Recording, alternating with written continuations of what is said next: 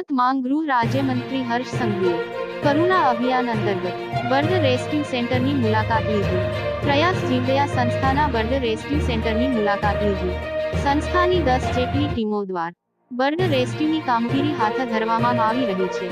Bird rescue ટીમને એક medical kit પણ આપવામાં આવી છે, જેથી ઈજાગ્રસ્ત પક્ષીઓને તાત્કાલિક પ્રાથમિક સારવાર મળી રહે। પ્રાથમિક સારવાર બાદ પક્ષીને રેસ્ક્યુ સેન્ટર પર લાવી તેની સારવાર કરવામાં આવે છે।